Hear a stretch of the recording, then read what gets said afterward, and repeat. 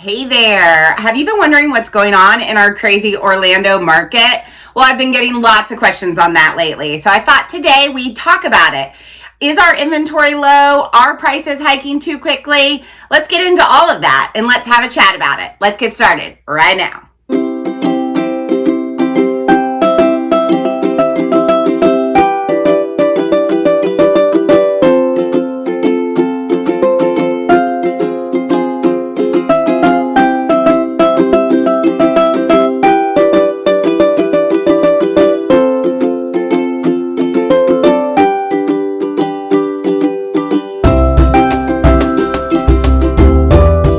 Man, 2020 was a crazy year for lots of reasons, and it is making 2021 no different. So here in Orlando and greater Orlando area, the real estate market is really crazy right now. But at first, I do not want to discourage you from the potential of wanting to purchase a home here in Orlando. There are still homes available. I've talked about that in previous videos, but today I want to talk about what are some of the reasons that are making the market so crazy.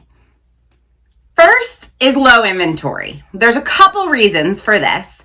There are a lack of people willing to sell their home right now, not needing to move, not wanting to get into the market with everything that's going on in the world right now. But a lot of that also has to do with new construction homes.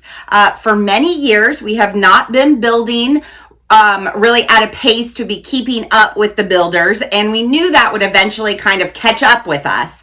But what we did not know was the influx of people coming in and the increase in lumber costs. So both of those things are really adding additional factors into what's going on with new construction build homes and the lack of them in availability. So usually they'll open, a bunch together and sell them off. Right now they're opening a couple at a time so that they can make sure that the lumber costs are good for what the price is that they're selling it for. And then when they open the next ones, they know they can increase the price if need be.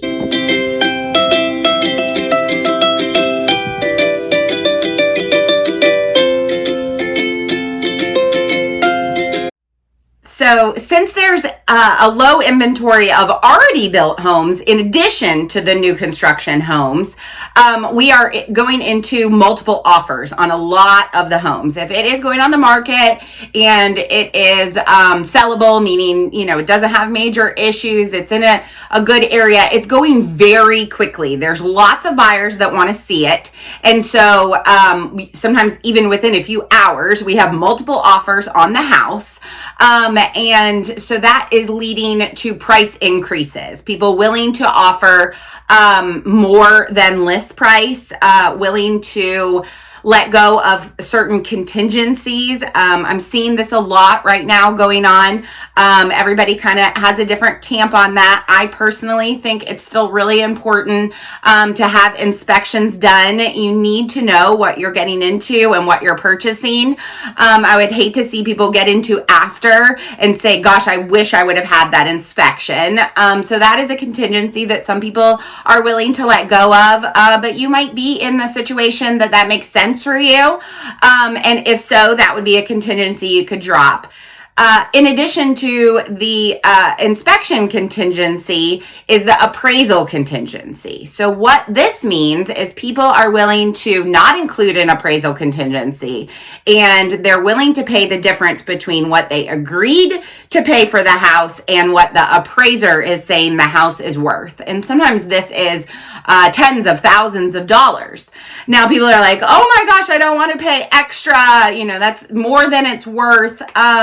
But if you think about it in real terms, if you're renting a house, you're saying, I'm going to rent for another year, and you're paying, say, $1,800 a month, which really, unfortunately, here in Greater Orlando isn't even getting you a lot of home for a rental price. You're paying, $20,000 in rent. over the first year of renting, what difference does it really make? I mean, I know that's tough pill to swallow. I see it, I feel it. But if you're going to rent for a year and pay $20,000 worth of rent to someone else, or pay $20,000 in the difference of an appraisal. So just thinking about it in different terms, this is the market right now. So trying to figure out ways for it to still make sense, to still get people in new homes, I think is really important at this point. So what are some of the reasons that I think it's not going to significantly change in the next couple years? Well, one, it's not like it was in 2008. We're not writing subpar loans and lending people money, and still are not lending people money that really shouldn't have had it. They were using all kinds of crazy terms, balloon payments, arms, like all kinds of crazy stuff that were getting people in situations that, one, they shouldn't have been in the first place, and two, they weren't able to sustain, especially when their payments started to rise. We do not have that right now. We do have the potential that some people might be in the situation from everything that's happened in the past year and a half, that their financial situation has changed. But those people really could potentially sell their home right now. They have higher equity than they did before. So unfortunately, I never want to see people not be able to stay in their homes. If financial reasons are the reason that might be changing, they're in a much better situation than they were before, that they just have to get foreclosed on, have to short sale. It's not the same. So using those two examples to play against each other is really just not a good view of our current market today. So in addition to not having a lot of sellers that want to sell their home, we are also seeing a huge influx of people here to Florida. I mean, why not? We have great weather, no snow at all, the theme parks, just a really great town here. We're an hour from the Gulf, an hour from the Atlantic. I mean, people just want to live in Central Florida. And so now with all that's happened in 2020, a lot of people are able to work from home now. They can get out of the Northeast. They can pay less taxes here in Florida. Politics are coming into play. There's just a ton of reasons why people are wanting to move here to Central Florida. And so people are moving from, say, the Northeast, say New York, they're selling their house up there for $800,000, say, and they're coming down here and they're seeing a house that we know was maybe 300 last year and is now, 350 even. But to them, that still seems reasonable. They're willing to pay those prices because it is still so much less than where they're coming from. So, it kind of is, like I just said, about perspective, about really what's happening. Yes, our market is climbing fast. And although I don't have a crystal ball, I am Krystal, but no crystal ball, I don't think that this is going to somehow change in the next at least couple years. And there's a couple reasons for that. I'm going to tell you about those in just a minute. In addition to using a local lender, another great tip would be, if you currently have a home that you're looking to sell, whether it's here in Central Florida or elsewhere, and you're relocating here, that home needs to at least be under contract, if not sold already, to really have a viable offer here, especially if you're going into a multiple offer situation on a new home. Most sellers and listing agents are not really going to want to look at offers where another home is not at least under contract, if not sold. And so you probably are thinking, well, how can I get it sold? I need somewhere to live. A lot of times you can structure the deal so that you have a rent back period where the house closes, but you still are living in it for a month or two, whatever you can negotiate with the new buyers. That's why it's really important, and I beg of you, whether you're looking to move here in Central Florida or you're looking to sell your home elsewhere, to use a realtor that really understands the process of buying and selling at the same time, and the things that can happen in that process. You just want to make sure that everybody really has a good understanding of what your goals are and where you are looking to get, because there's lots of little things that can be done along that way, along that process to make it much smoother. And then to people looking to sell here in Central Florida, this really is the time. Your equity is probably the highest that it has been, and our market is just ready for more homes to come onto market. There's plenty of buyers, and you don't have to be scared of finding your next home, because like I just said before, there's lots of ways to make that work, so that you don't have this period of time in between where you aren't living in your current home and don't have your future home already lined up. So just make sure that you really understand the process, you know what your goals are, you understand the direction that needs to go in, and just be prepared, because it can be stressful. There can be a lot of things that go on, but if you have a good team by your side, a local lender, a great realtor, and just know that at the end, your goal is a new home, you can get there.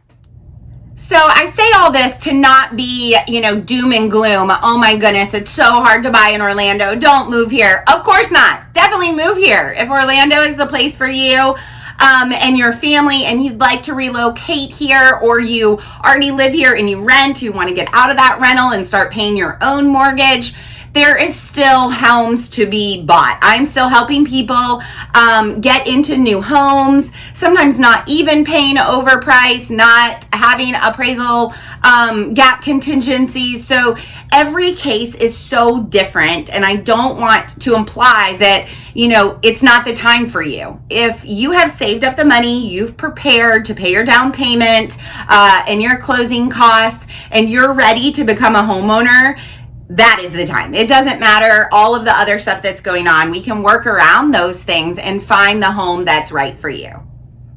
I do have a couple tips though, if you do want to buy here in Central Florida. First, you need to get pre-approved. It is not worth it. Don't go see homes. Don't work with somebody that's going to go show you a bunch of houses that you think is your price range. You need to get with a lender, and you need to get with a local lender, someone here in Central Florida that really understands our market, that listing agents will say, oh yeah, we want to work with these people over these people because this is a local lender. They're invested in you. I have a list of great recommendations if you're looking for one. Of course, you don't have to use someone I recommend. You can use anyone that you'd like, but I definitely recommend using a local Central Florida lender if you're looking to purchase a new home here in Central Florida.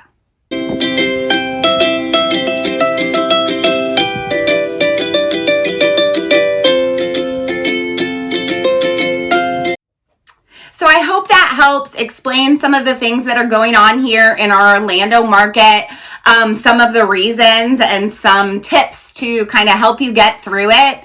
If you are looking to relocate here to Central Florida, I would love to chat with you and see how I could best serve you. If you are considering selling here in Orlando, I would love to help you with that also. Feel free to reach out to me. You can email me. You can give me a call at my number here above. You can comment below. And I would love to set up a time to meet you in person. We can Zoom if you're somewhere else, or just have a quick telephone call. See how I can best help you.